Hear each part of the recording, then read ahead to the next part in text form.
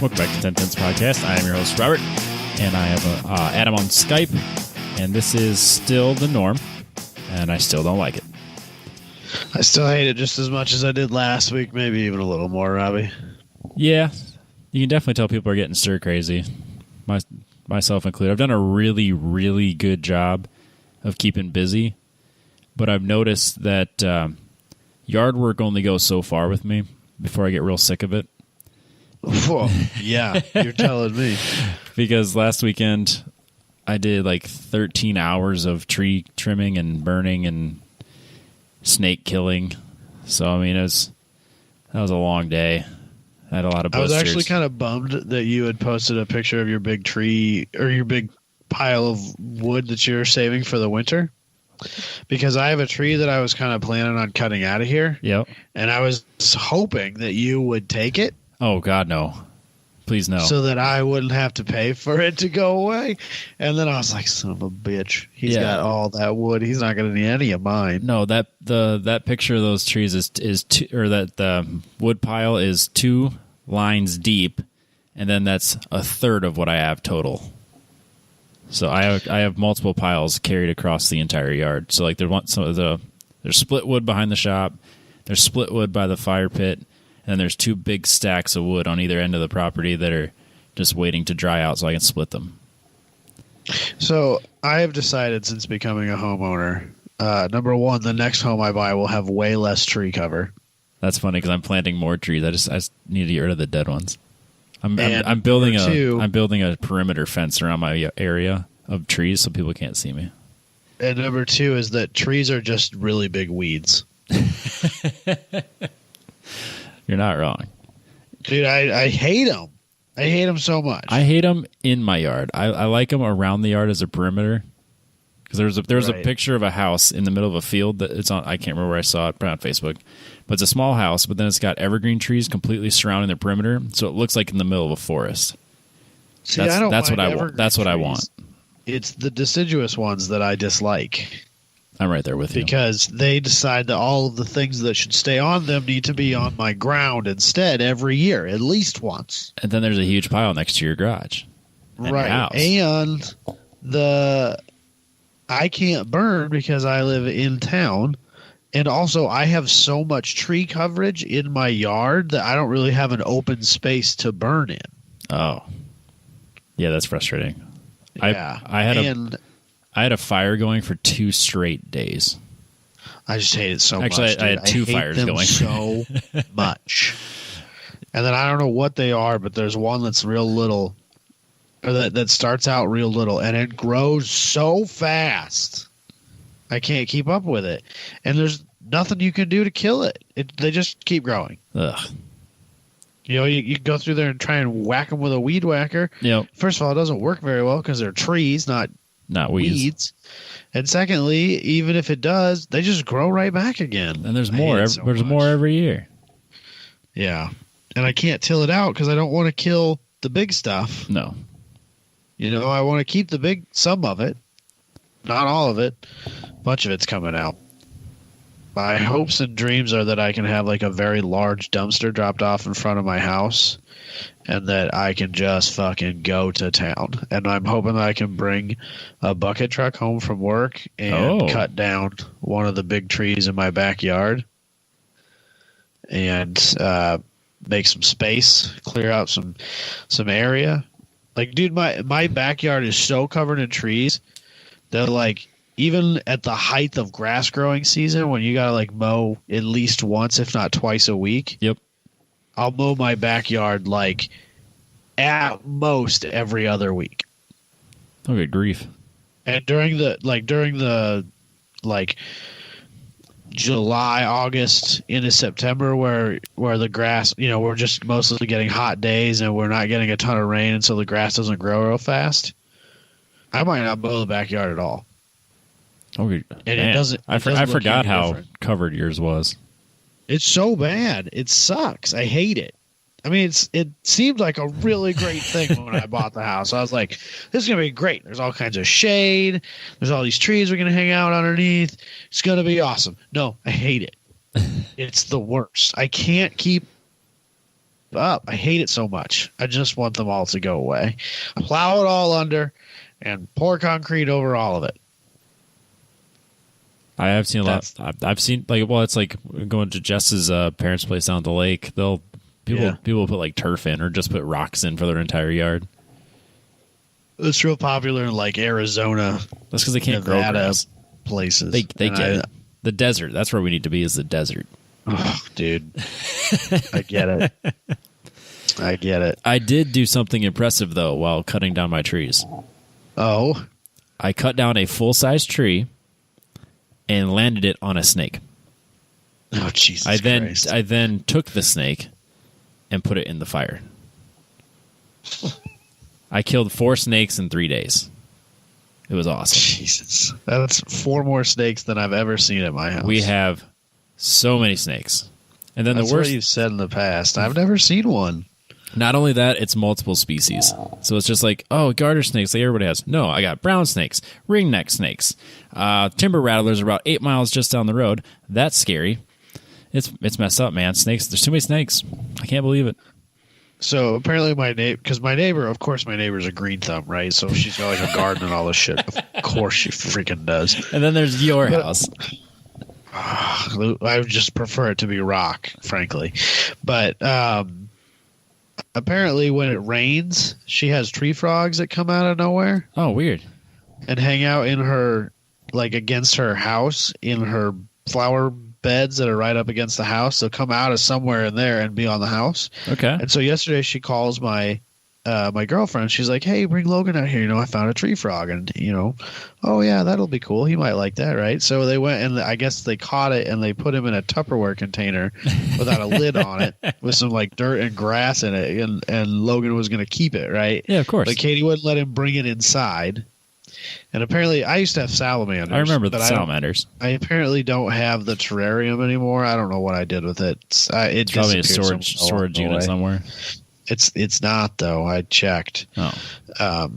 But yeah, I don't know where it is or where it disappeared to. Who knows? But I was like, oh, well, maybe I can put him in that, And by the time I got home, he had hopped out of the Tupperware container to no one's surprise, and he's disappeared. But apparently, my son decided to call it Mr. Tiddles. Tiddles. Tiddles. Tiddles. I'm guessing. Why does that sound familiar? Is that a name on a cartoon? We don't have the slightest clue. Okay. Got no idea where he came up with Tiddles. Okay. But it was Mr. Tiddles, and he repeated that over and over. Like if you asked him what's the frog's name, Mr. Tiddles. So it wasn't like just something that he said once, some gibberish that rolled off his tongue. I mean, he was consistent with it. Huh. So well, if he wants any for a snakes, short period of time, it's not the worst idea. I don't totally hate that idea, but I also don't really want one either. I found 2 mice in my house this week, though. One dead. Which I got your solution. Why we have cats. Actually, I don't. And one not dead because the cats were trying to kill it, dead it, but I just picked it up and threw it outside instead. May have been the same mouse actually, because I found the dead one after.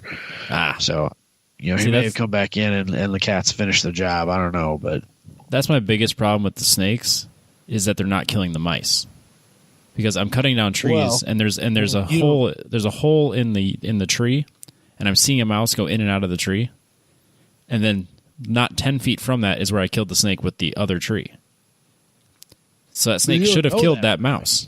Imagine how much worse it could be. True. If you didn't have those snakes, it could be way worse with the mice. Just kill them all, man. All the snakes, all the mice. Chemical warfare. Just get rid of them all.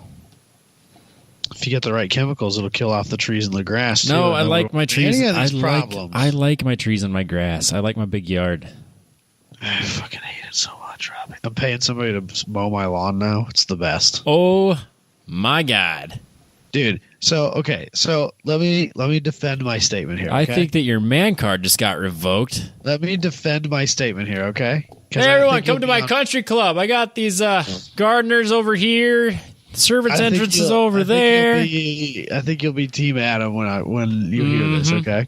Mm-hmm. So both my neighbor to the north and south of me, so both of my neighbors on both sides of me, have the same guy who mows their yard. Okay. And so, like, my one neighbor to the north, our yards touch entirely. The whole distance of her yard comes in contact with my yard. And so, right now, and she's got a bunch of flower gardens and shit in there, so, like, he has to, like, snake around those and try and mow just her yard and not mine. And I was like, bro, why don't you just mow both at the same time? It'd probably be easier for you. Turn around my driveway, it'll be great. And you just charge me a small sum of money, and this will be awesome. He told me it would be somewhere between $10 and $12 a week. It's not bad at all. And I was like, dude, I can't even maintain my lawnmower for that much. I spend at least double that in gas every time I mow. Well, yeah, but I like my lawnmower, like, legit takes me 5 minutes to mow my lawn. Mine takes a solid 2.5 hours. But, like, with my allergies, it's one of my least favorite activities in the world. Yeah, even if you're not mowing, if you're outside, your nose is running like a faucet. Yeah, so hopping up on the mower sucks. Yeah. And for $10 to $12 a week, like, who cares? Yeah. So now I'm probably just going to sell my riding lawnmower instead. You had a riding lawnmower? It was given to me. Okay, I was going to say that itty bitty yard. Nah, so my grandpa had one, and when he passed away, it became my uncle's. And then he decided that he didn't like it because it was pretty old and kind of junky. And so he bought a brand new one, and he's like, hey, do you want this? And I was like, hell yeah, I want that. And honestly, it was almost more work to use that than the push mower I had before because it was so big and my lawn is so small that it was almost more work. But I persevered anyway and used it. But it's hydrostatically driven, yep, which I don't understand, and it does not turn well at all to one direction. Oh. And, like, the blades need sharpened, and it just needs a total tune-up and all that stuff. And, like, I don't know enough about small engines and hydrostatic things to, like, do it myself. And so I'd probably have to take it to somebody or whatever. Or I'll probably just end up making it worse if I try to do it myself. And you can always fix it. Just keep throwing more time and effort so I'm going to spend a couple $100 fixing this thing, or I can just pay this dude $10 a week and he'll mow my lawn for me. Yeah, well, I'm going to do that. I guess. It's $10, Robbie. You can't tell me that if somebody would be like, yeah, man, I'll mow your lawn for $10 a week. My lawn? Absolutely. Like, yeah, let's fucking do this. If somebody's stupid enough to mow my lawn for $10, yeah, you bet I'd take that all day. Your lawn, I bet that guy wouldn't touch it for $100 a week. Ooh, it'd be a lot.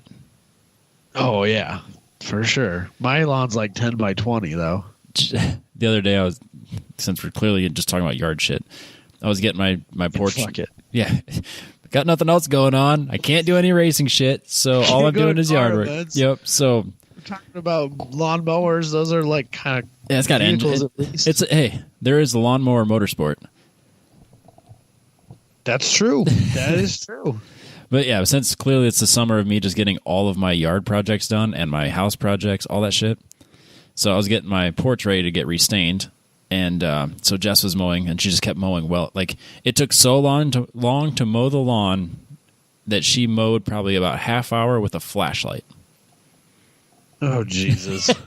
Which is nice, because I just bought this, like, LED, like, spotlight, just in case the lights go out. So she's using that to, like, as a headlight. I was proud of her, though. She was out there for, like, a good half hour before she finally finished and was like, I did it. It's like, good, because I didn't want to go back out there. That's funny.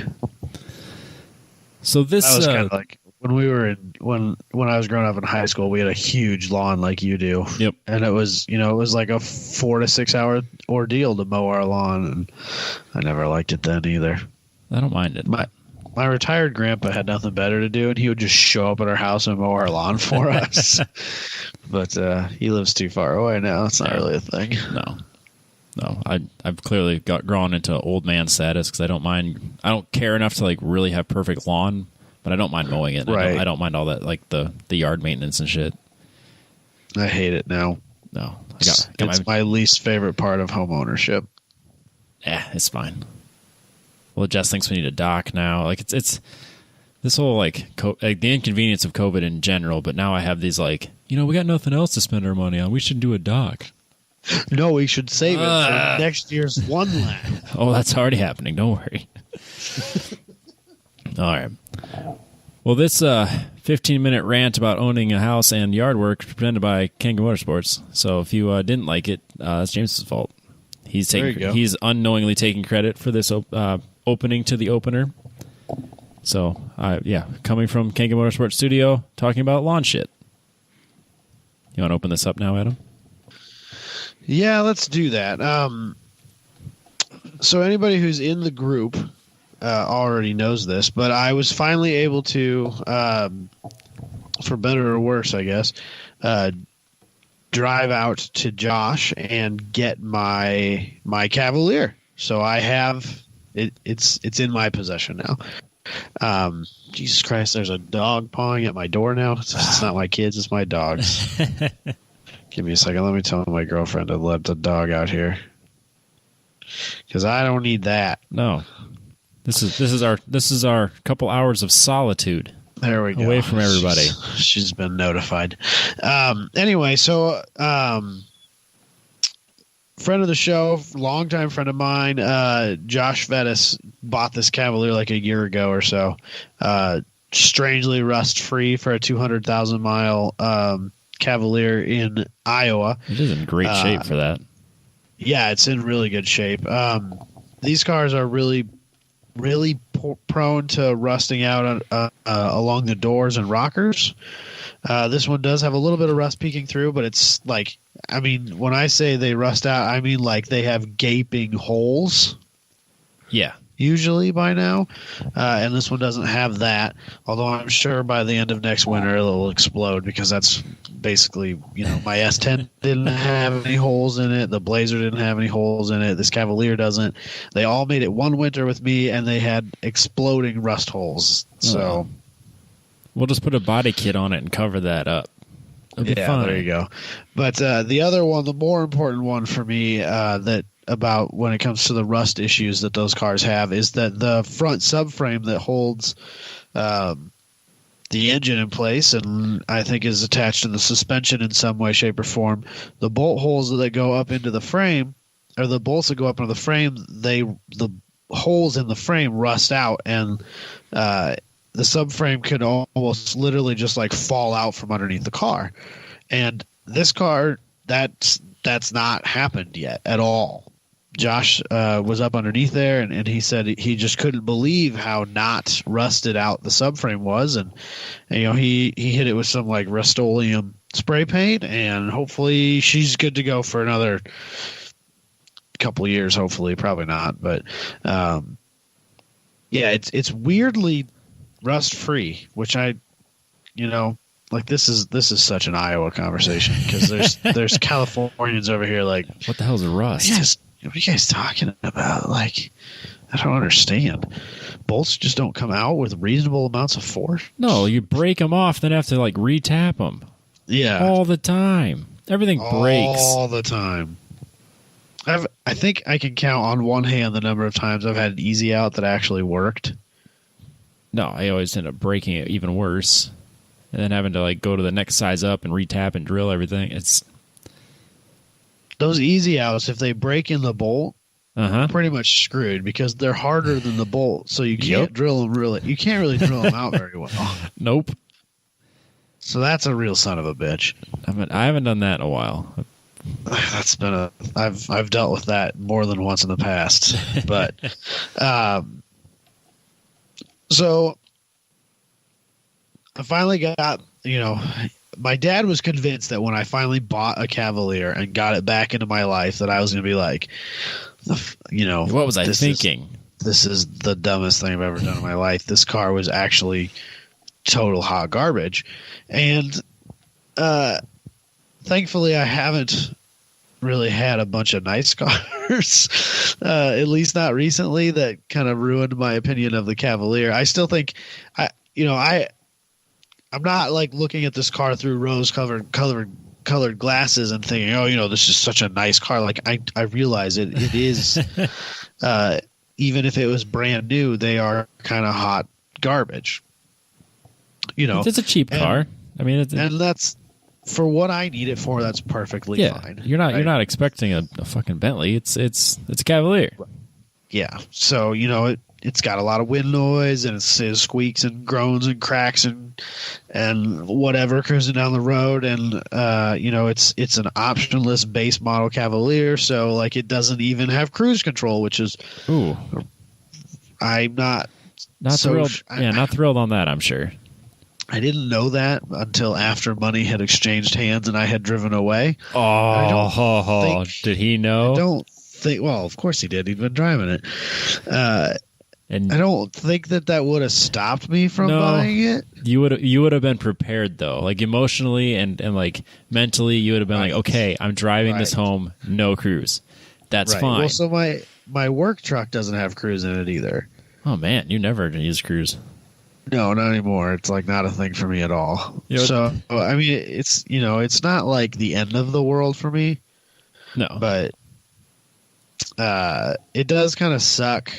It was nice, like early in the morning, and I'm driving to work at 5:30, 6 o'clock in the morning, and I just set the cruise and kind of just I don't want to say like drift off. No, but you're like you can go into like autopilot. Yeah, think about when I'm driving down the road. So what's funny is that I put the ZL back together and I took it out for a spin, and like I know all the buttons and shit work for the cruise control for it, right? And it wasn't working, so I started tearing into it, and I realized that to get whatever steering wheel they had on that Josh had on before, he had to like basically break the clock spring.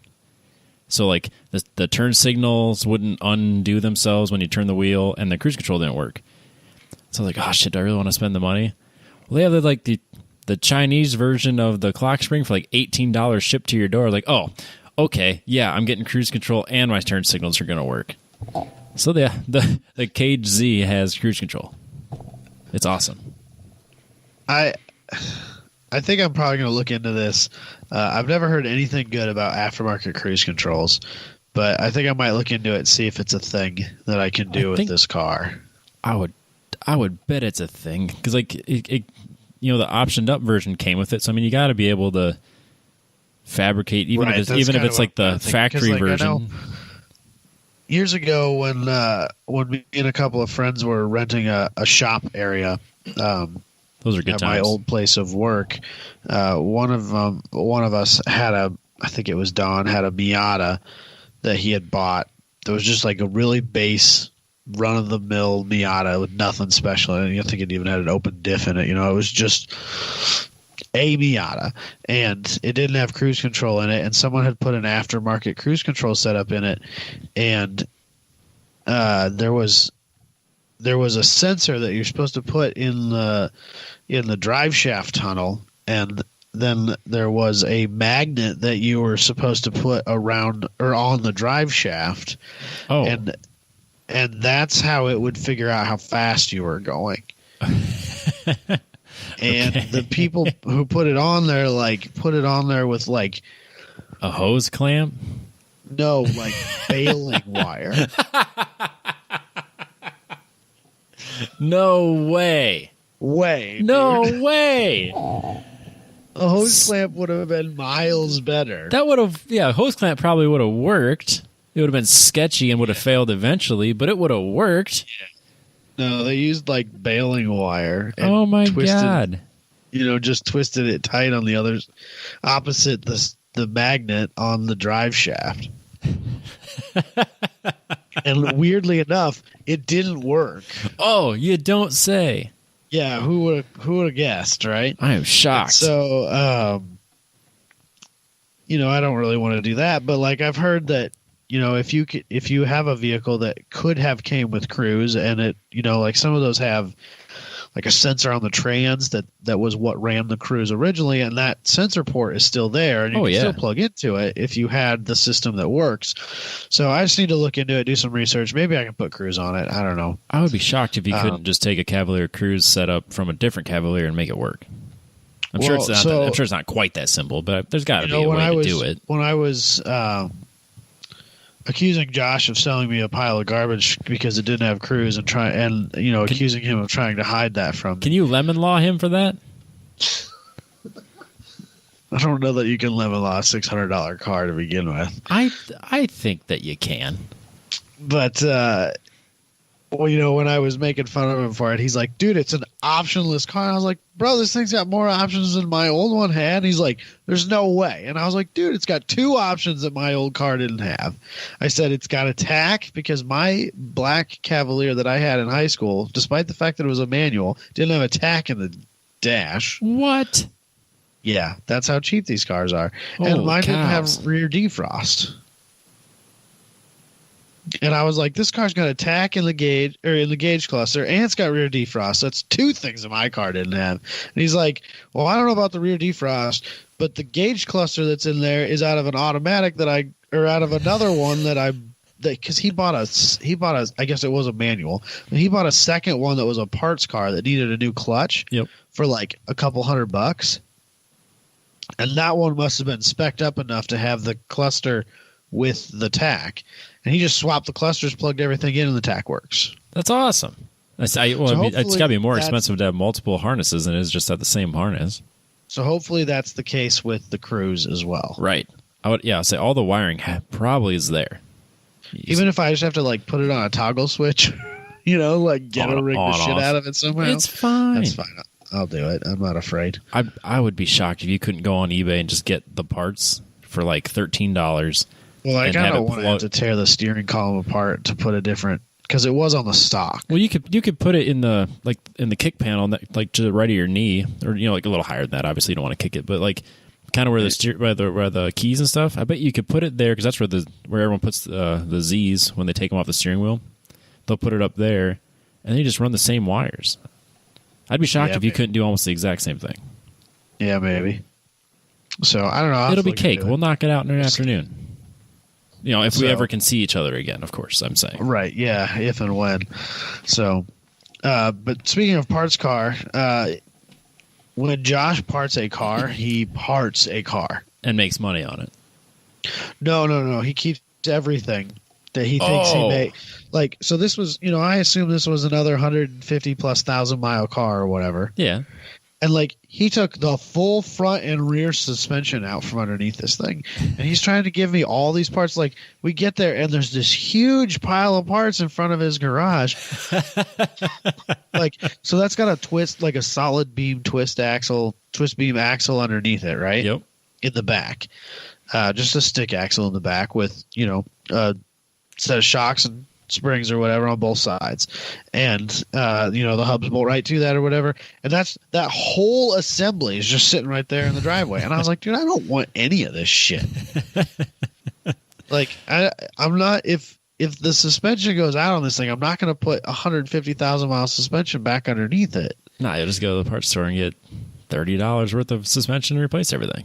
Yeah, it's like, and I was like, I'll take this stuff if you really want me to take it. But he's like, dude, if you're just going to throw it away, I can scrap it. It's not that big a deal, I guess. And I was like, yeah, I don't really want any of this crap. Nah, see, I always pictured took the long block. Oh, nice. And he had a bunch of other like random things in there already. And I took all of those. And he gave me a set of wheels with snows and a set of wheels with all seasons. And I took all of those things, obviously. Yeah, of course. And then, like, the trunk is just full of stuff, like an intake manifold and a throttle body, and I think there's the whole window crank mechanism in there because the driver's side one, when you wind it back up, it comes out of the track, and in the back top corner, like, it sticks out like a half an inch when you roll it up. Oh. Which is super obnoxious. Yeah, that is very obnoxious. And I think that, or we're both kind of hoping that maybe that mechanism is just junk, and that I can just replace it with the one that came off the parts car. So, but yeah, he gave me a ton of like just stuff. So you literally filled the trunk, the back seat, and the passenger seat, and then drove home with 2 Cavaliers worth of stuff. Yeah. And he kept a bunch. Like, so my dad and I went from my parents' house to Josh's house, and so we brought the truck knowing that I was taking home a long block.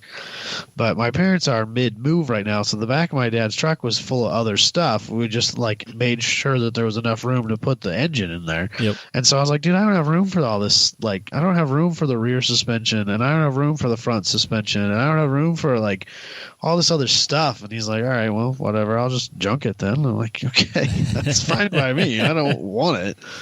But yeah, it was kind of funny.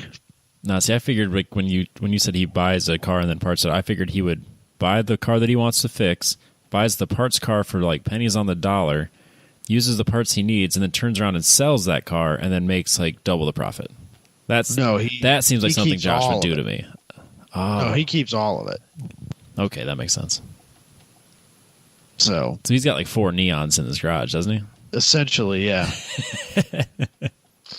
Somebody today, I don't remember who it was, somebody today posted a meme about people accumulating junk in their garage, and I tagged Josh in it. And of course, because it's our Facebook group, there were a whole bunch of other people like, yeah, that's me. Yeah, I post pictures of their garage just stacked to the ceiling with shit. And Josh is like, see, I'm totally normal. Yeah, you're with the right people. God damn it. Well, it's like Joseph with his Fiestas. He's got like 12 different engines. Exactly. Festivas. Don't get it wrong. Oh, shit. I said the wrong thing, didn't I? Festiva. I am sorry. I've done it too many times. You've done that before. I'm sorry. I'm sorry. It happens. The Festiva is better. I'm sorry. Oh, for sure. So. But yeah, but it brings you back. It makes you feel young again. It does. Oh, dude, it brings me back so much. When I was driving, so Josh lives up near Sioux Falls, South Dakota, and my parents live in Sioux City, Iowa, which is where I went to college. At the time, my parents didn't live there, but that's where I went to college. And I was kind of thinking, I was like, man, I've probably made this trip a couple of times in the Cavalier from Sioux Falls back to Sioux City, and I was like, man, I was like, when I was in college, like, what was the last time I did this trip? This is one of my favorite Don stories that I can actually tell on the podcast. Oh, our last episode needs to be the Don episode. I have Don stories I don't want to talk about on the podcast, but this is a Don story I can tell, so okay. I was pretty excited about this. So I think that the last time I made that trip in my Cavalier, my first Cavalier, I should say, there used to be this big car show in downtown Sioux Falls, and they would shut down like a couple blocks, and everyone would just park, all the way around both sides of the street, all the way around these city blocks. And like I remember if it was the year I went with Dawn or what, but like I remember in different years that there were some Fast and the Furious cars there, like the Supra and the Eclipse, and I think maybe the RX-7 were there one year. And like Chip Foose has came to this big car show thing, and I don't think they do it anymore, but it used to be a real big deal. I'm totally blanking on what that was called. I'm trying to say Hot Harley Nights. I know that's obviously a totally different night. I wanted to say that it was like something lame, like Autopalooza or something silly. They do it in the winter now inside, don't they? That's Winter Festive Wheels now. Oh, maybe it was called Summerfest of Wheels. Summerfest, maybe. I don't remember, dude. But Don and I had decided one night that we were going to go up there, right? And so this was like peak body kitted days. So I had the body kit on the Cavalier. I had the Lambos on the Cavalier. I never had the wall and the Lambos at the same time because I sold the Lambos to pay for most of the equipment in the wall. And now you're kicking yourself wishing you had them. Yeah, probably. But, it had a big stereo in it. It had the Lambos. It had the body kit. It had the whole 9 yards.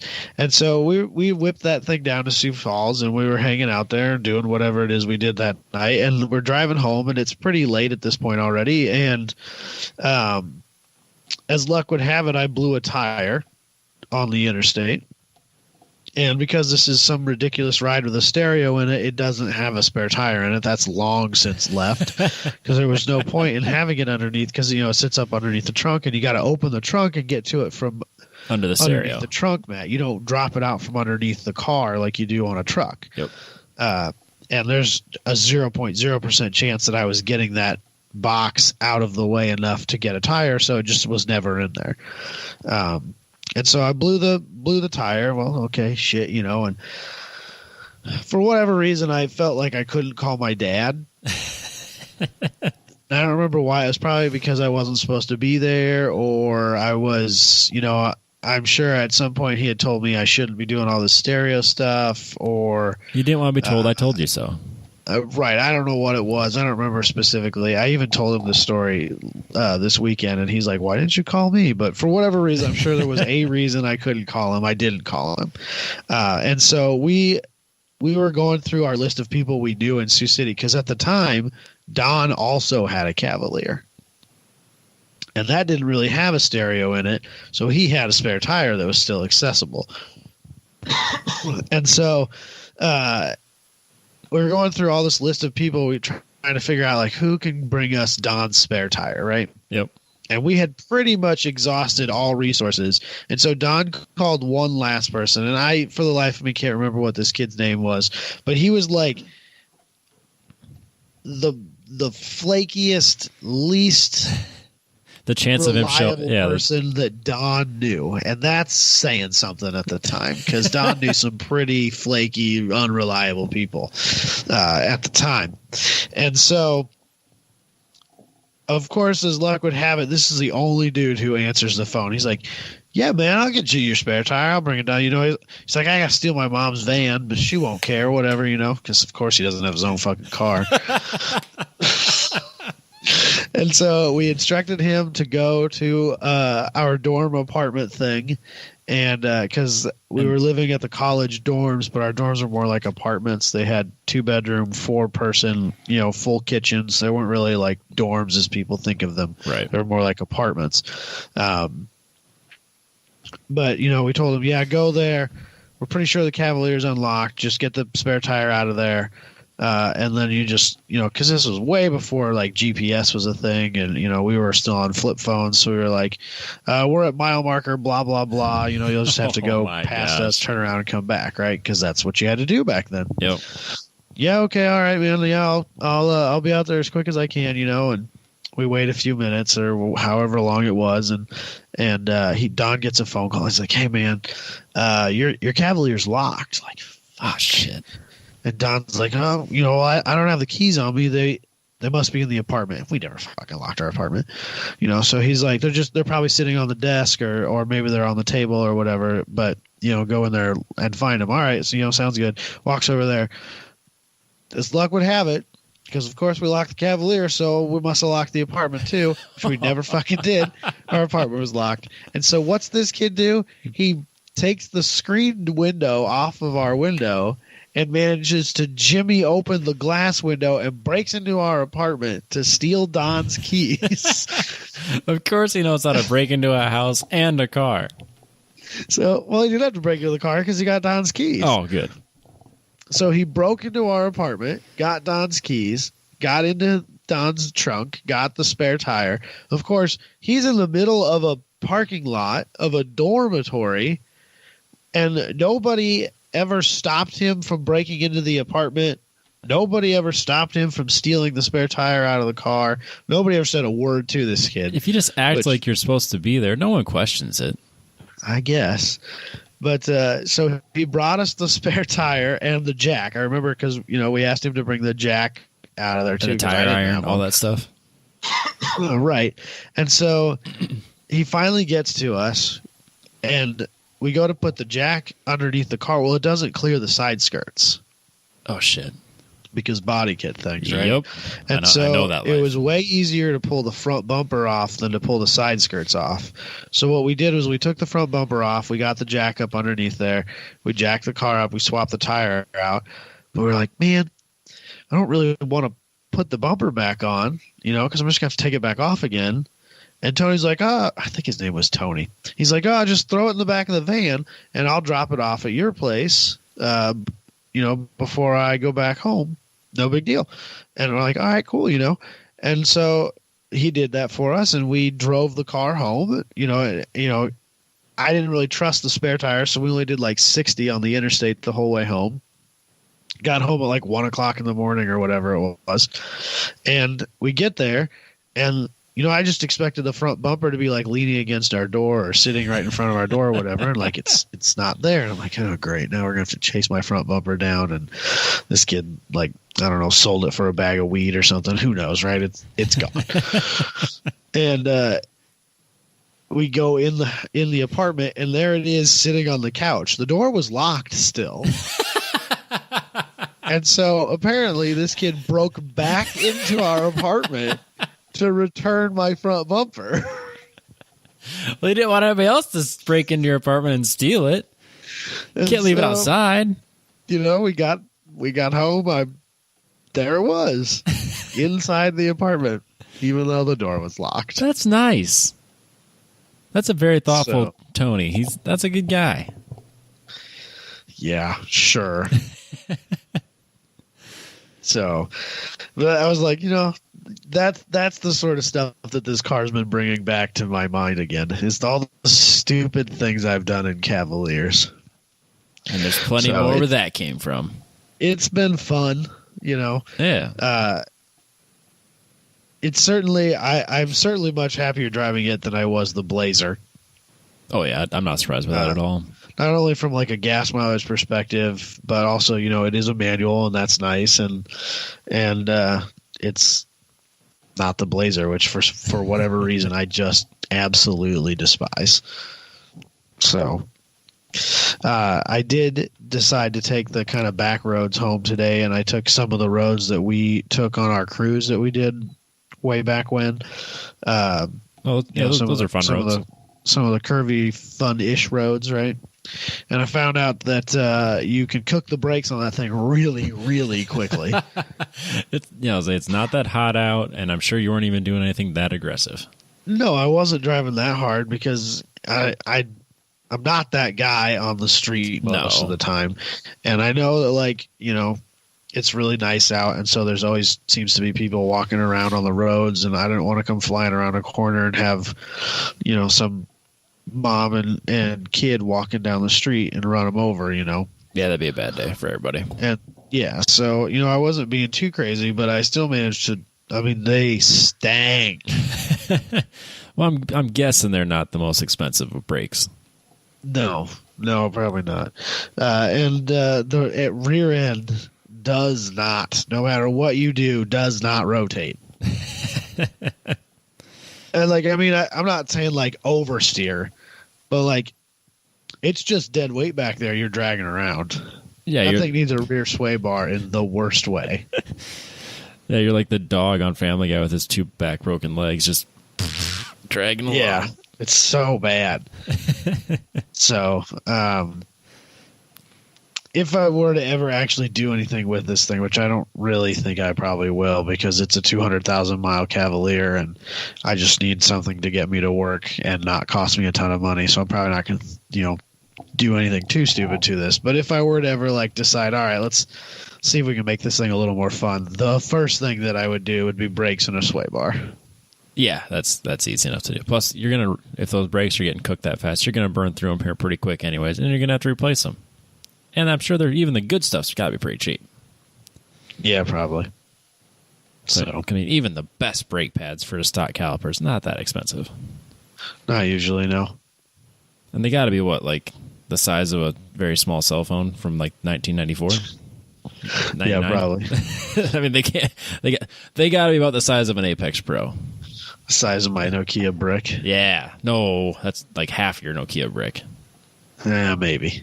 Itty bitty guys, like the rears on the 240. Little guys. I think it's discs or drums on the back. Oh yeah, it might be drums on the back. I remember that it was real popular to swap neon disc brakes onto these because apparently that fit with relatively minor modifications. You couldn't talk Josh into giving you some neon brakes? He's got to have 6 sets. I didn't try the brakes. I didn't think about it at the time. I did try to buy some wheels and tires off of him. Well, I just tried to buy some tires off of him, but they were the wrong size. So, Well, shoot. Those would actually been for the Omni, though. Yeah. That means that's good. That means you're getting somewhere on the Omni, or at least planning on it. Well, today I kind of by total coincidence, met up with an old coworker because he was literally working across the street from where I was working. And he had a bunch of what we in the industry call 16-4, which is 4 16-gauge braided wires in one bundle. Right, so they're individually insulated, obviously, but then they have a jacket around all 4 of them. Okay. And he had a bunch of that, and I got like 50 or 60 feet of that from him, so that I can rewire the Omni. So now I'll be able to have a wire loom where a wire can jump into the loom on one end and come out the other end on the same color. That'll be nice. Which will be nice. And I can label it all. I think that it's only like 8 or 10 wires total in that whole car for the engine system. Yeah, that shouldn't be a problem. So I'll probably just run 2 runs of that 16-4 from the underneath the passenger seat where my MSD module is up to the front where the coil and the distributor are, and get that rewired and get that looking prettier and fixed up and not be not only an eyesore but one of those mystery things that I'm not convinced worked as well as it probably should have. So that's good. That'll be fixed here soon. Yeah. Give me something to do even if I don't have parts yet, because I can do. You can knock that out without buying all the other things first. So kind of excited about that. That'll be fun. Yeah, that's good. I'm excited to see that back on the road. Yeah. So, and the van left today. Nice. Donated to the... gone. So that means the Omni could be rolled out of the garage now without any significant problems. Perfect. So, it's all coming together, man. So, booyah. So this... I think that's all I got about the Cavalier right now, though. Yeah, this project update was brought to you by Factory Fabrication. I know Booney's love for Cavaliers is well known across the world, so he's excited about this. But I think deep down inside he wishes that the Cavalier was, or that he had a Champ or a WRL Cavalier instead. Yeah, it'd be the what's the Is it a Z34? 24. Z20. Yeah, it'd be a Z24's erection. That'd be way better. Yeah. That's like 21 better than Z3. But factoryfabrication.com, if you have any commercial or residential fabricating needs, like shelving or aesthetically pleasing wall decor type things, like big, complete buildings worth of decor. Decor is not the right word. What the fuck am I trying to say? I have no idea. Words. I can't do my good words. You're outside of my expertise at this point. But yeah, Factory Fabrication for all your fabrication needs. Factoryfabrication.com. So, bam. Hell yeah. So, because it's been kind of a weird fucking forever, it feels like. Right. I feel like we don't have like anything we could... It's been kind of struggling to do a normal show.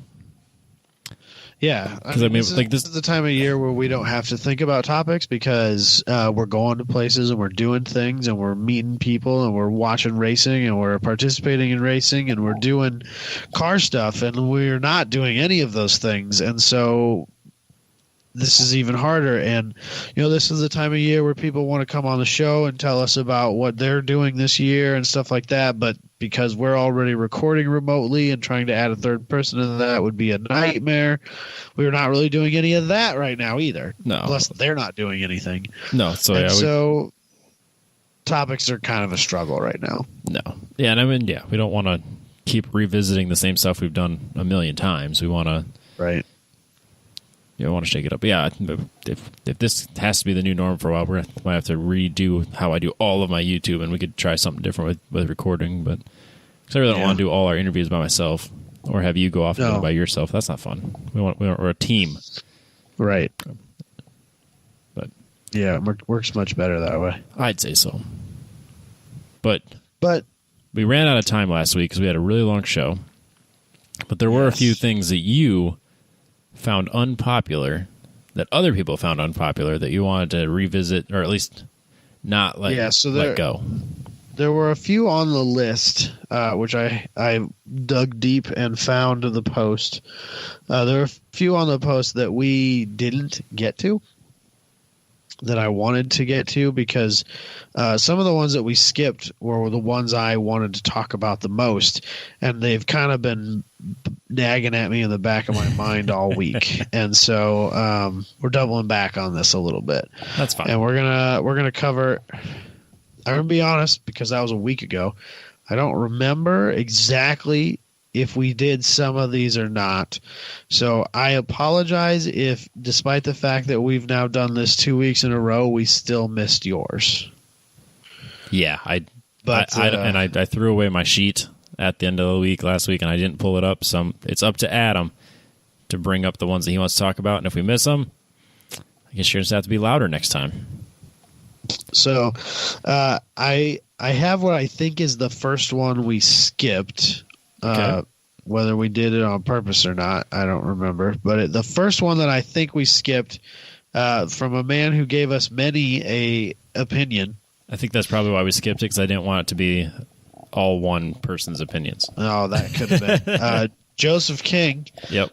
Ken Block isn't a driving god. And I actually totally understand where he's coming from with this. He certainly has a talent, and I don't think anybody can say that he doesn't. Right. But like when you look at like his win record when he actually goes and races against other professional race car drivers, it's not so good. No. And I would never claim that I can do what he does in his YouTube videos that are so popular, but as many people are quick to point out, and I don't necessarily consider this a flaw of the videos, but many people are quick to point out, those are never first take. No, and why would they be? It's silly to think that they would be. Yeah, and we don't know if they're not first take because the camera wasn't the shot they wanted, or if the driving wasn't the shot they wanted. We don't know that either way, but people are always quick to point that out nonetheless. Yeah, and I mean, while if you're putting that much production value into it, and you watch the film and you're like, if you watch the footage and you're like, I was about 3 inches off on where I want it to be. It's all set up. You're gonna go and try to hit it again and again and again until it's perfect. And if you're going to put that much time and effort into it, you want every shot to be perfect. So, yeah, I mean, those videos, the production value is through the roof. I mean, the driving is exceptional. But I wouldn't say he's a driving god, but he knows how to put a video together. He knows how to drive well. And he knows how to market himself. Yeah. Dude's a brilliant man, nonetheless, for the marketing that he can do. Absolutely. But I totally understand where there are a lot of people who just think that he's like some sort of next level driver. Yeah, they watch the YouTube video and think that's right. They think it's done in one take. They think it's flawless driving 100% of the time and no production value. It's just that's what he is all the time. That's how he drives. It's still really impressive to watch, and I like watching him. But I get what he's saying though. So yeah. Next up, Calvin Gillick. People allow others' perceptions to dictate their automotive purchases, cars or mods, rather than what will make them happier. It's unpopular because it's true. I think that all of us have been guilty of that at some point in time or another. Yeah, I mean, when you were, or like the universal you, not just you, Adam, but if you're thinking about doing something to your car, your thought is, what do I like? And then when it's in the shopping cart, you're like, what's the reaction going to be like at the track? What's the reaction going to be like at the car show? Cars, coffee, whatever. You immediately go to that and like, okay, maybe that color isn't quite as good as I thought it was. Or whatever stupid reason, but you do immediately think of what's the reaction going to be. Yeah. I don't like to be pointed out that I do that, Calvin. We've all done it. I mean, it's not even if outside of cars. Everybody does things, in the hopes that they will, be accepted into groups or whatever it is, and it is what it is. And I think as you age and mature, that probably changes a little bit. Yeah, I think the more comfortable you are with yourself, the more you don't worry about what anybody else thinks, and you are legitimately satisfied with your car.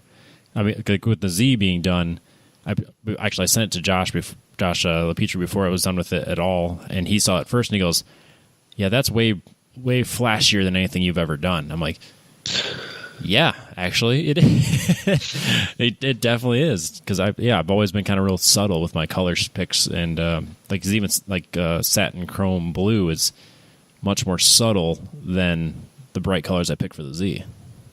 Right, and it's just one color, which, at some level is always going to be less dramatic. Right. So, I think that kind of shows, my personality's probably changed a little bit too, whereas, I don't really worry about being the center of attention anymore, whereas like a handful of years ago, I wouldn't have wanted any extra attention that I wouldn't necessarily bring on myself. Well, I think that argument could be made that you may have chose those flashy colors with the express purpose of trying to, look cool or whatever. Because, and maybe, you and I specifically, we use our cars, or we want to use our cars a little differently than a lot of people do because of this show. Of course. They're part of the advertising that we want to do with the car. They're part of, us wanting to put a certain image forward. And, having a flashy car or an interesting car or a car that catches people's eyes or a car that's popular with groups of people is part of that. So, oh yeah, well, it's still self-serving in some respect. Yeah, no, I was trying to think of a livery that I could do without having to pay to print something. And then I can't, like the BRE, the Datsun was always, I'm a fan of that. And I liked what James did with his, like, it's kind of a tribute to James's car. It's a tribute to the tribute that somebody made for a Gran Turismo version of it. But I'm painfully aware of what bright metallic red and blue do when it gets photographed. Yeah. Because, I mean, if you, like, especially with my camera, blue and red pop. And it was really easy to get pictures of Ryan Turk at Grid Life because of his bright red car. Whereas I was having trouble getting a good picture of anything else. Yeah. So it is what it is. Yeah. I think that you probably still would have chose that without necessarily being or the podcast. So yeah, I would say so. I hope maybe. No, I'd probably just paint it black and be boring or gray. I like this Robbie better. Don't we all? Calvin again says cars that still run OEM or modified OEM engines are more interesting than LS and 2J swaps. I feel fucking before attacked. We get into this one real close here, let me say another one here. Chris also says engine swaps should be from the same manufacturer as the chassis. What the fuck? I have engine swap thoughts. Oh man. Why did they have to hurt me? Well, so if you really want to break down Calvin's statement, he says running OEM or modified OEM engines are more interesting than LS or 2J swaps. You didn't LS swap your car to be interesting. I did not. Honestly, I think that the argument could have been made that you SR20 swapped it to be interesting. Yeah, I would say that was probably a more interesting swap, and not in my opinion. I'm much more interested in the LS, just like in general. Right, but at the time that you did the SR20 swap versus the time that you did the LS swap, the reasons you were doing those swaps were dramatically different. Yeah, not even close. Because you were building the car as more of a show car, and the SR fit that bill. It was more interesting. Yep. So it was in theory was in the realm of possibility based on my mechanical skills at the time, and because I wanted the 2J or I wanted the RB, and then I was like just getting into like mechanic school and just getting into like my hands dirty literally with any sort of engine swap or mechanics, and I looked at that and went, man, that's way above my head, but the SR20 drops right in. And then, by the time I got to the LS, it was like, well, I am sick of messing with this fucking engine. Yeah, and the LS drops right in. Yeah, and then it's totally different mindsets, and it's interesting to some people and totally off-putting to other people, but it's exactly what I wanted. Well, it makes the same power, but it does it much more simply and much more reliably, and you wanted to use the car for very different things now than you did 10 years ago when you built it the first time, and it just made more sense. And that's a perfectly reasonable thing, and anybody who can't understand and respect that needs to probably, take a step back and look at just get off your high horse there. Yeah, just relax. Worry about your own car. And, he doesn't say that you shouldn't do it. He just says it's not as interesting. That's a perfectly reasonable thing to say. Yeah, it's unpopular, but totally fair. I'm not going to sit and argue with him about what's more interesting. It's personal preference, and I love my car, and I love what I've done to it, and that's good enough for me. Chris, on the other hand, his statement that engine swaps should be from the same manufacturer as the chassis. That's boring. It's not that it's boring. It's just that sometimes you have cars that have good chassis, yes, but don't have good engines. Yes. Or that putting the good engines that came with, or that manufacturer made, is way more work and way more difficult. And way more money. Case in point, the Miata. There's 11 billion swaps out there for the Miata. There's obviously LSs, of course, and before the LS was a popular thing, the V8 swap that was the choice was the small block Ford, the 5-liter Ford. Yep. There's K Miatas are super popular now. The new LFX V6 is a super popular Miata swap. Which is GM's V6. There's tons and tons and tons of Ecotech swaps. Possibly a cheaper option than the K even. But then the interesting, possibly powerful motor that Mazda made, the rotary, that's all but never done. And because apparently, from what I've researched, from what I've been told, it's incredibly difficult to put that motor into a Miata. And so nobody does it because it's not worth the time. No. And, I'm not going to sit here and try and preach about how a rotary is a terrible engine and no one should use it and LSs are better, because they both serve very different purposes, and I think they're both interesting in their own way, and I certainly think that the rotary is a more unique engine just because of how it operates, and I, being the unique guy, like that sort of thing. But it doesn't work well in that chassis. It's really hard to swap. It's really hard to make fit in that car, and most people who are trying to swap engines into Miatas are trying to do it cheaply because they bought a Miata because it was cheap, and now they want more power and they want to do that cheap too. And I totally get that. And the rotary is not the way to do it. No. And Mazda hasn't really made any other engines that are all that interesting that would work in that configuration. So what are you going to do? Yeah, and I'm on the other end of the spectrum where it's like, yeah, I like the LS swap, but I mean, if someone wants to stuff some ridiculous engine, and I don't care what manufacturer it's from, like if you look at it and go, how does that fit in there? That doesn't make any sense. That's awesome. That's where I'm at in my life. Like if I see an engine it just doesn't make sense that it's in that car. It's clearly too big. It's clearly too much power. That's awesome. More cylinders, more gooder.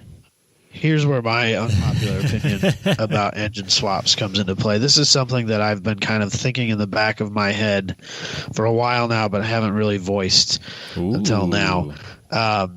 I think that people need to calm the fuck down on ridiculous engine swaps.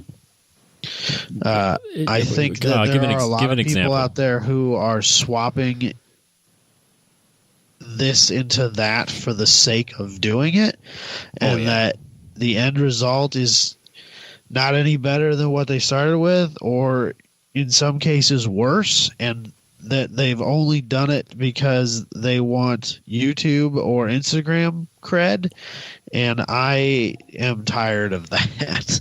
You mean like the first year that we went to Grid Life Midwest, there was a Miata that someone had put a Cummins engine in. Yep, and that's silly. Yep, that's ridiculous. And the car that the car that I saw that made me most recently that made me this thought start formulating in my head about my feeling about people need to calm down on the engine swap thing is I saw somebody who had a Ferrari. I don't remember what, and I'm not going to say that it was a Ferrari with a good engine. It probably wasn't. Let's assume but not. They put a rotary in it. Oh, weird. Well, why? That's a lot of work for not a lot of gain. I wouldn't have done that in a Ferrari. There's lots of things I'm not the person who places the Ferraris up on a pedestal and thinks you should leave them alone. I love the idea of modifying Ferraris. I think that that's cool. But to me, taking a Ferrari engine out, whether it was a good one or a bad one, and putting a rotary in, you haven't made your end result isn't any better than what you started with. And so the only reason you've done it is because you wanted to get on the Instagrams and you wanted to get in the cycle and you wanted to show up in a bunch of people's YouTube algorithm so that you could, get 10,000 subscribers or whatever it is that you're trying to accomplish. And, I'm kind of proud of the fact that we've never done that sort of thing. Yeah. Sure, we've probably had slower growth than some other people I've seen that have started up and done things since we have. And,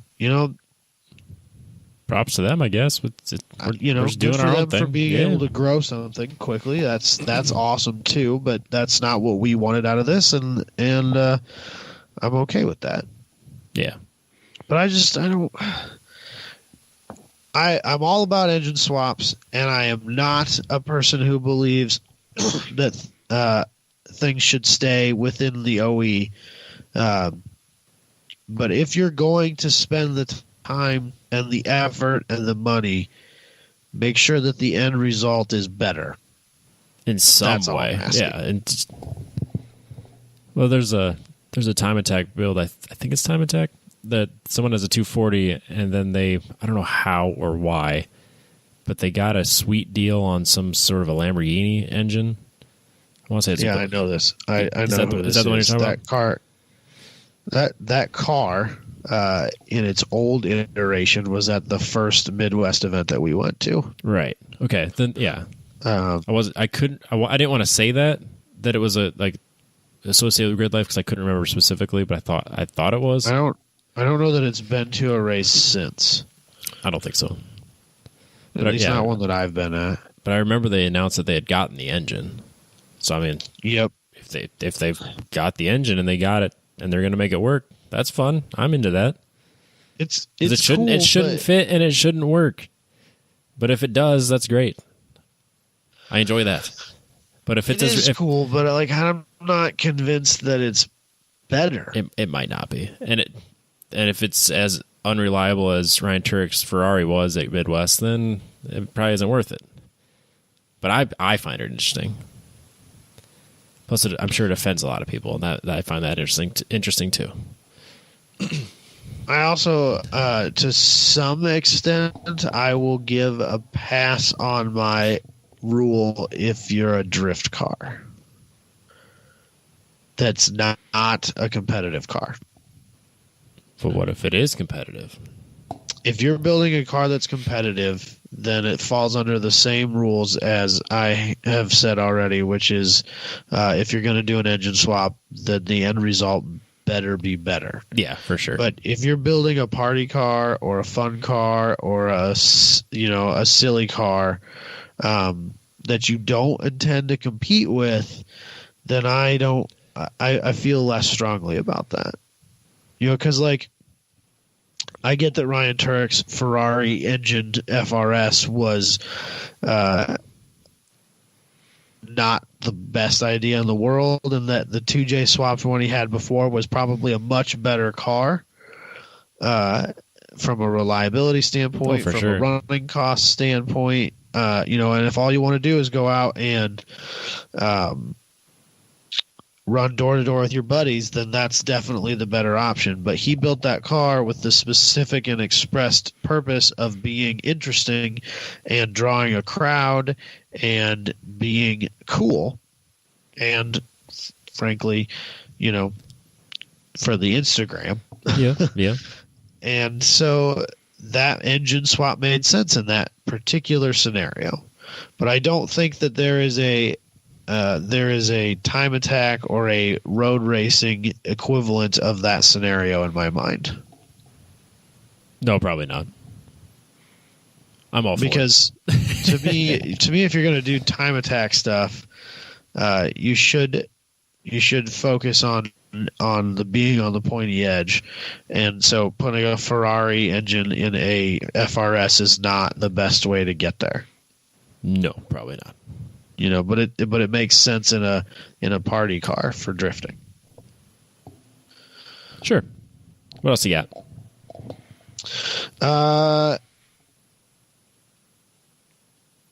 I can't remember if we did some of these. I know we didn't talk about this one. Tom says car shows, meaning TV shows, not car shows like let's take our cars down to the local parking lot and park them. Although I kind of feel the same way about car shows as he feels about car TV shows. But car shows mostly suck and are either reality show drama or surface level and dull. Top Gear, Roadkill, etc. The only decent car building content is on YouTube. So he's saying Top Gear, Roadkill, good.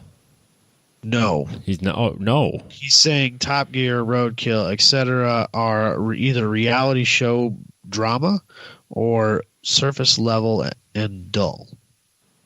Oh, really? Yes. I would firmly disagree with that. I don't know that you're going to find very many people that agree with that statement when it comes to Top Gear or Roadkill. I used to be like the biggest Roadkill fan in the world. Yeah, and I've kind of softened on that a little bit. And to me now, it's very hit or miss. I haven't seen all of them. I've seen a handful. I've seen all. I have finally seen every Top Gear episode with the trio and all the grand tours, and I'm a big fan of that. I enjoy that, and the wife even enjoys that. Yeah, so, like those type of setups are really fun for me. I really don't watch a lot of the YouTube build channels unless it's specific to something I'm trying to build myself. So, but yeah, I think like anything that was on like Discovery Channel, that besides Monster Garage, but even that had a lot of like ridiculous drama, is just a reality show, and it's fake drama and shitty craftsmanship and work that's just covered up with good cinematography or other cover up. Because there's a show on Netflix, I don't know what it's called, but they're doing really shitty work and they're being glorified. I know Michael Gall posts pictures of it. He's like, I was watching this show, and he like screenshots it. And he does a bunch of auto body work and stuff on his drift car, and you can see like the horrible like runs and orange peel and all this stuff. It's like this is $100,000 vehicle, and it's really shitty backwoods work, but they're making way more money on their YouTube or their Netflix show. So I would agree, except for his Top Gear comment.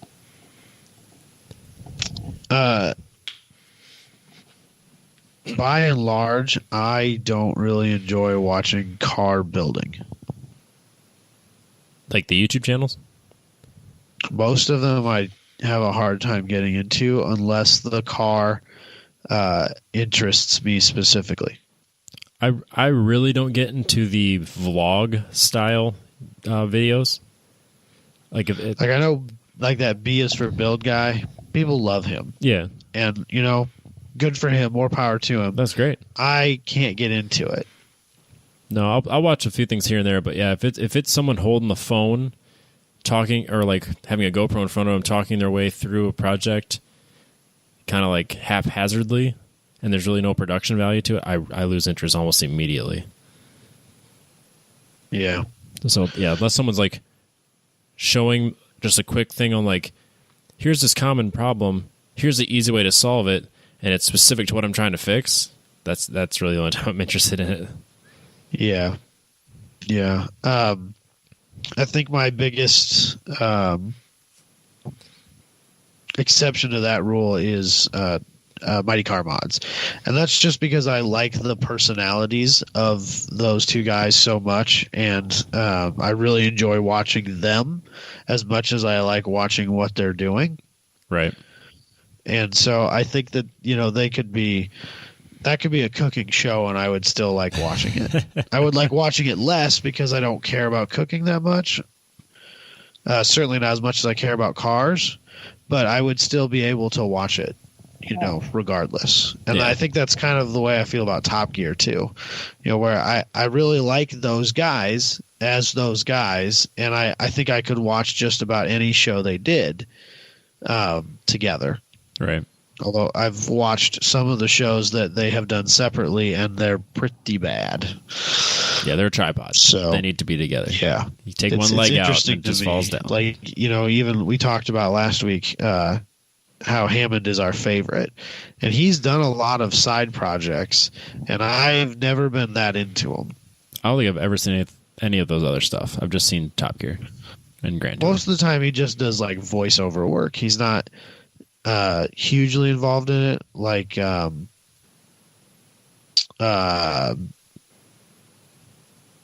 Slow. I'm drawing a blank on talking about like James May. James May.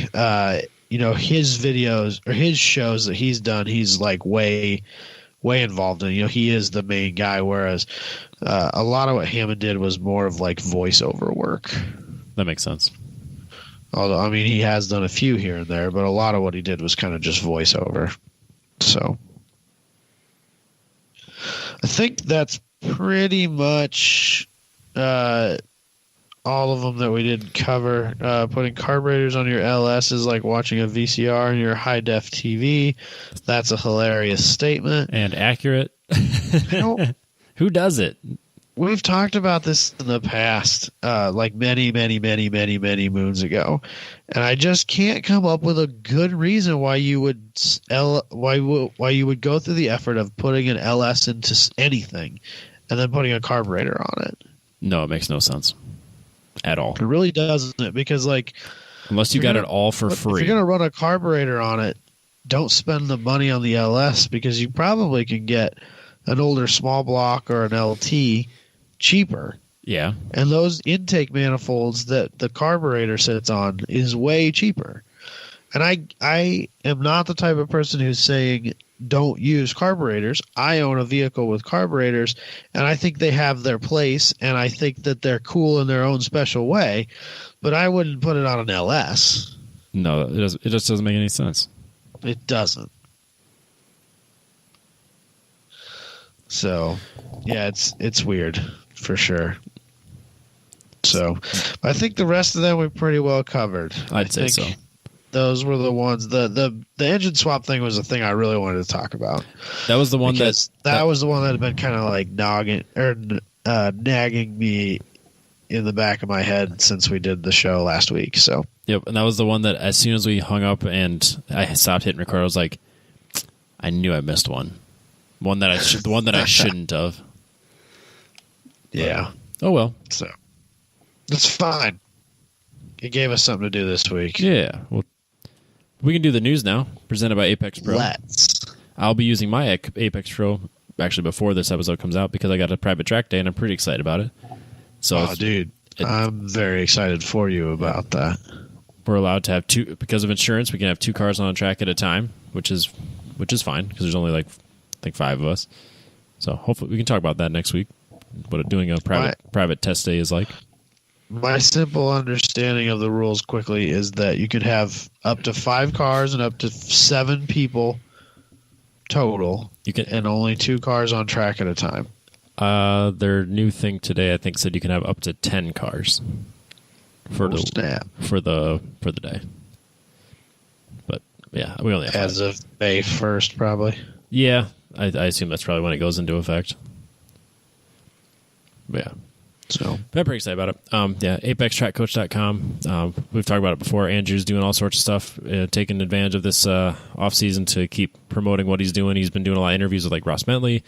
His YouTube, or not YouTube, his Facebook live stuff is constant. It's like every day it seems that he's got something new.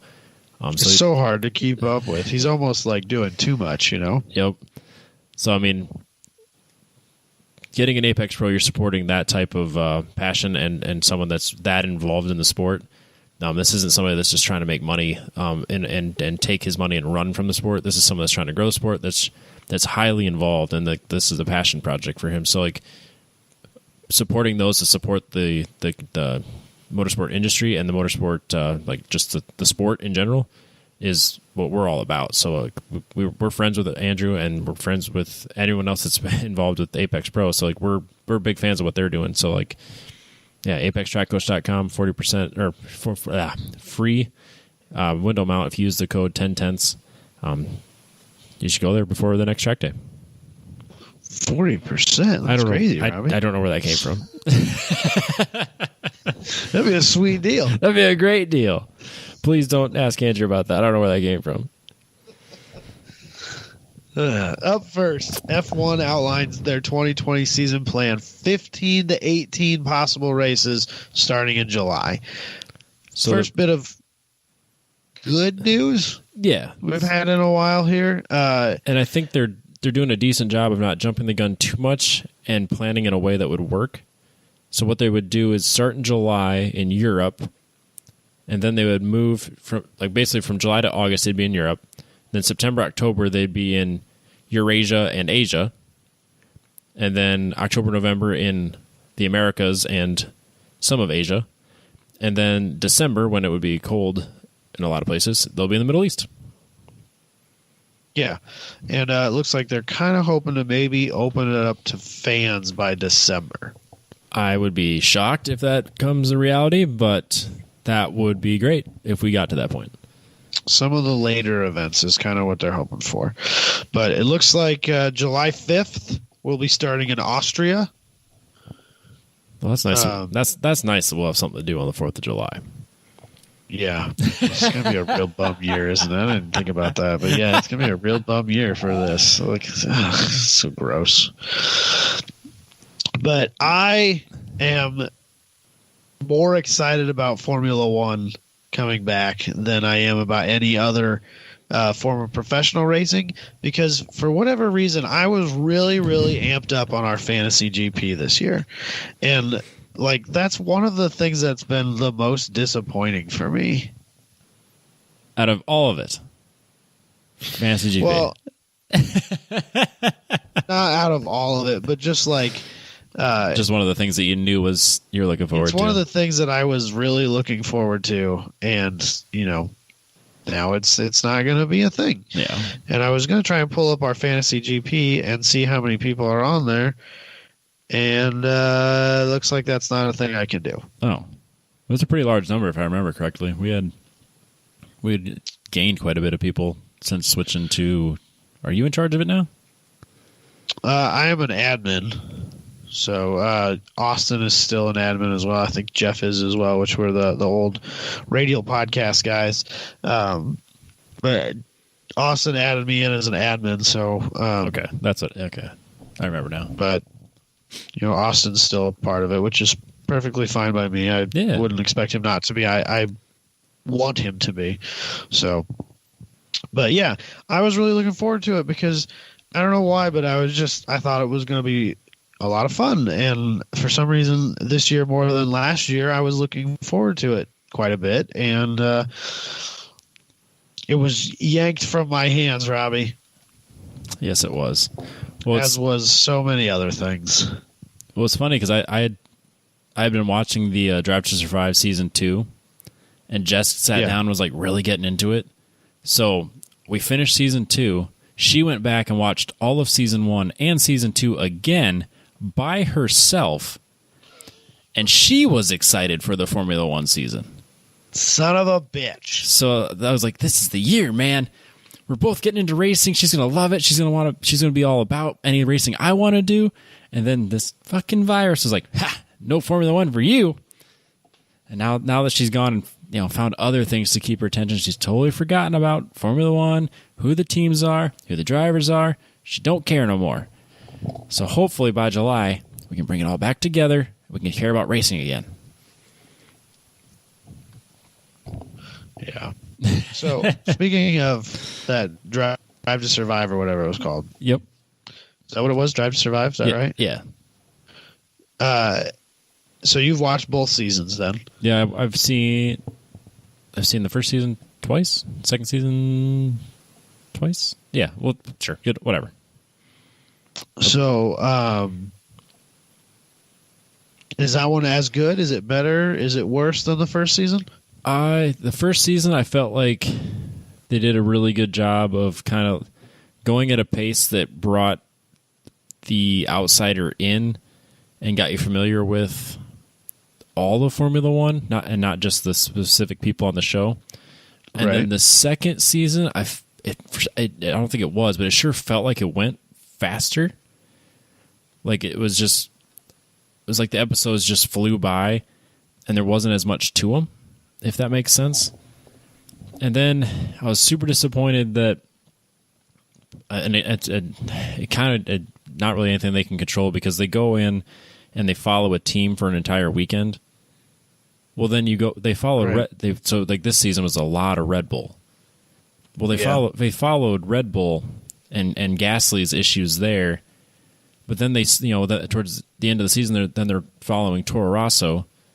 Well, they'd already switched Alex Albon and Pierre Gasly, so you're getting Pierre Gasly again, but they're also following Alex Albon, who's now at Red Bull. So they're interviewing all the guys at Red Bull again. So there's a lot of double dipping between those weekends and throughout the whole season, really. So it was kind of like the Red Bull show for the whole season 2, it felt like. And then it just felt like everything else was just like really quick hits all the way through. And I don't know how you could have done it differently because, I mean, if that's the reality, that's what it was. But it just felt like every show felt like it could have been 10 minutes longer and gone into a little bit more detail on a handful of things. It just felt like it was almost not incomplete. That's not the right word, but it just feels like there was a little bit more they could have put into every episode, in my eyes. Yeah. And then, of course, they had like one sentence from Kimi Räikkönen for the whole season. I know, but it's kind of the greatest sentence of all time. It's kind of the best part about the whole thing, isn't it? Because that's like literally the only part that I've actually heard anybody talk about specifically. And I've heard people talk about it multiple times. And I think that it's maybe even the very last thing said on the very last episode. If it's not the last thing, it's damn near. So like at the end, it's kind of like this is our passion. This is our life. Yeah, this montage of guys like talking about like this is motivational quotes about why they love racing, basically. Why they're there. And then it goes to a quick clip of Kimi Räikkönen. If you're not paying attention, you miss it. And he goes, "It's like a hobby for me." It just totally train wrecks everything they're trying to do. It's so funny. You kind of, because it's fun. That's how he comes across in his book too. His biography's that way too. It's just kind of like he's good at this, and he's doing it, and he enjoys it. But he all these other things that he enjoys too. It's not like the biggest passion in his life. It's so funny. But the biggest disappointment, the way he says it, the biggest disappointment for me was that you have all these incredible rookies coming in, and they focus on a good chunk of them, like George Russell, or not George Russell. Yeah, I was confusing with Robert Kubica. George Russell and Alex Albon, and you have Lando Norris, and they completely glanced over Lando. Like they didn't. Really? They on the McLaren episode, they obviously focus on him for a little bit, but it's mainly focused on Carlos Sainz. And then, like the whole season, they don't show anything about Norris's results or how he's doing or anything like that. So that was really disappointing to me. That like someone that has that much notoriety with his like Twitch and like he's and coming up into Formula One, like he's grown as a star is not the right word, but he's grown in popularity across the world outside of Formula One. You would think they would cash in on that. It was just really, it was really strange to me. And obviously, I'm a big fan of him, so like I noticed that. But wasn't season 1 pretty McLaren heavy? I thought, and Red Bull heavy. Because season 1 was Daniel Ricciardo heavy. Okay, so it was Red Bull heavy again. And then he switched to Renault, and it wasn't quite as Daniel Ricciardo heavy this year. Because I was kind of wondering if maybe there was something. Was there a McLaren documentary separately then? Maybe. Not that I don't remember, but even then it was. I was going to say maybe if that was the case, maybe that's they didn't want to be too McLaren heavy again or something. No, they had no problem being Red Bull heavy. I'll tell you that. Well, follow the money, Robbie. Yeah, because I'll bet you can. I'm sure you can. So, but yeah, I'm super excited for the season. If we can actually get a season, I've been watching iRacing when I'm not doing my own iRacing, or when I'm not outside killing snakes. But I'm excited to watch a real racing again and get back into it. I spent some time last night watching the Grid Life iRacing Cup. I didn't watch last night's, but I watched one of the previous ones. Yeah, I was watching it for a while last night, and me and a couple of friends that I have a group chat going with were all watching it, and I was like, man, I'm really enjoying this. Like, because I haven't really had time to, oddly enough, I think I've almost been busier since this whole thing has hit. Yeah, I think it's kind of been by design. For me, anyways, I've been actively trying to have shit to do every day at home. No, I would like to slow down. It's just not a thing for me right now. Yeah. I guess it's a good problem to have, maybe. Yeah. I don't know. But, last night I got a chance to sit down and kind of take a break for a little while. And so I was watching some of that, and I was like, man, this is still really good racing. Like, I get that it's not the real thing. And, of course, that's what I'd rather be watching. But, like, this is still really fun. It's interesting. This is still really good. And, most of, it's a Grid Life sponsored event. So there are a lot of familiar names in that group. And it was still fun to be like, oh, yeah, look at that. There's, Jeremy Swenson, and there's Gil Whittingham, and there's, all these people that I know either by name or even, personally. And, it was still fun to watch. Yep. So,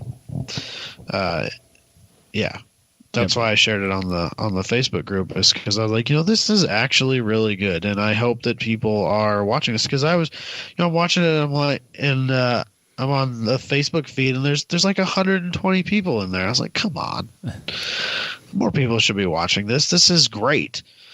So I'm surprised it's not more, but because it once you start watching, it's racing. I mean, it's interesting, because watching the Fantasy Grand Prix with all the Formula One guys, the first race, I actually sat down and watched the entire thing. Jess was making fun. She's like, you're watching people play video games. You're the Switch people that you're making fun of. It's like, yeah, I don't care. It's any racing at this point. But it was interesting again because there's no consequences, so everyone drives that way. So obviously the wrecks are ridiculous. And there's crashes way more often. One of the things that I was most impressed by, because Josh and a couple other of my friends have really picked up a lot of iRacing here lately, and I've seen lots and lots of people bitching about how hard it. I think even you maybe have complained about how difficult it is to have clean races in public lobbies on iRacing, because there's just so many idiots apparently. Yes, I have not done any public races yet. No? Okay. No. Well, and it seems like there's a lot of problem with people plowing into the back of you. There's a lot of problem with people collecting cars up in front of you, and you ending up having nowhere to go but into a wall or into another vehicle. And it seems like half the time the struggle is just getting through the first lap, and and then you can start to race. And I'm watching this Grid Life Cup, and I remember, I think it was maybe Josh or maybe Dalton, I don't remember, but one of them was like, man, how are these guys racing so cleanly?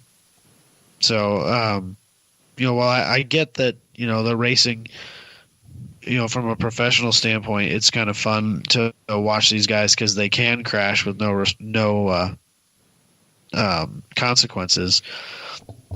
Those guys I was watching last night are still managing to treat it seriously enough to keep it clean. Oh yeah. And to keep everybody facing the right way, and that was cool too.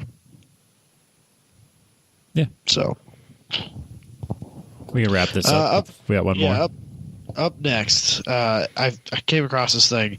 It's too cool not to talk about. Ford Ranger Rally Raid Truck with a twin-turbo Raptor engine and a sequential manual. So this is a rally, stage rally style build. Yeah, but it's it is for a the Ranger. the South African Cross Country Series, which is a rally series. It looks like almost like a Dakar.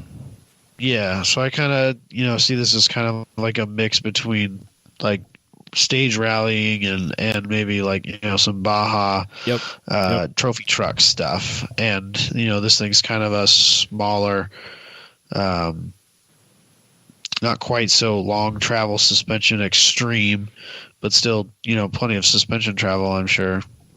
And it's quite ridiculous. It's super awesome. We need know more how of much this. Robbie loves Raptor things, and so I kind of wanted to know how you feel about a Ranger Raptor. I think this would be a blast. I mean, they pulled the V8 with the 5.0 V8 out of it, and then put the twin turbo Raptor engine in it, and it's got like the same horsepower and saved 330 pounds, which is pretty incredible that it would be that much of a weight difference. But I'm all in. Now, you turn that thing up to 10 and go bomb some hills. Yeah, that'd be a blast. It's really strange to me that the rendering has literally no mirrors and no back glass, though. Yeah, that's probably a good point. I mean, do you care? Do you need mirrors in a stage rally vehicle? You probably don't. I got other pictures of the rest of them. It's just a distraction, Robbie. The other ones have mirrors. I think the rendering probably just left it out. But yeah, the Toyotas have mirrors. So this is apparently a version 2.0 of this vehicle. The new one with the twin turbo V6 is replacing the older 5-liter V8. Yep. New rules allow for them to run this. I assume that they shed weight somewhere else, but it's a 331-pound weight reduction over the truck's V8 predecessor. I suppose you got the dual overhead cams, and it's a big engine, but still, that's a shockingly huge weight difference. But a lot of times, when you have turbos and all the extra piping and the intercooling and all the extra things that come with that, a lot of times, even though it's a slightly smaller displacement engine and in theory should be lighter with all the turbos and all the things going on, it ends up being just as heavy, if not heavier, as just an engine. So right. I assume that 331 pounds is a crazy amount of weight out of a race car. So they must have done some pretty serious other changes. Yeah, that's night and day difference. So, but yeah, then it's also got a 6-speed sequential, which is legit. It is 4-wheel drive, which is legit. 11 inches of suspension travel I see here, which is pretty impressive. That should be enough. Yeah. A 126-gallon fuel cell. Holy shit. Which is wild. Liquid-cooled Brembos, which is crazy. list of things that that are crazy about this it's just never ending. It's quite the deal. Do you remember at PRI when they had the brakes off of, it wasn't this type of vehicle, but basically the same idea, like the trophy trucks. Remember how thick those brake pads were? Yeah, crazy. They're almost like 1.5 inches thick on either side. Yeah. But I suppose you probably go through them, but man. I know. If you ever look at like an LMP1 car brake, that's silly wide or silly thick too. Like, 1.5 to 2 inches of brake pad. Wow. And that's carbon. Like that's that's wild. So the last thing you want to do is go through all that material, though. Done that once. Yeah. That's no, thank you. Yeah. So should we shut this down, Robbie? It's getting late, man. Holy cow! We kind of talked for a while before we started the show, though. So I think that kind of ate into that time. So yeah. We'll try to get back on a different topic next week, and we'll see what we can do. I'll probably still be remote at that point, I would imagine. Yeah. We could talk about track day stuff, and sure, we got. If you got some stuff you want us to talk about, you got some, maybe topic ideas that we've never done, things that we've done but you think we should rehash, whatever. Send us a message. Yeah. Instagram, Facebook, wherever. Let us know, and because we would love some help right now. Being truthful, honest about it. This is a weird time for everybody, and we're trying to provide some entertainment and a little bit of some time away from the realities. But it's difficult for us too. So we want to give the people what they want, even if it's unpopular for some. So. All right, man. Yep. We'll catch you next week. See ya.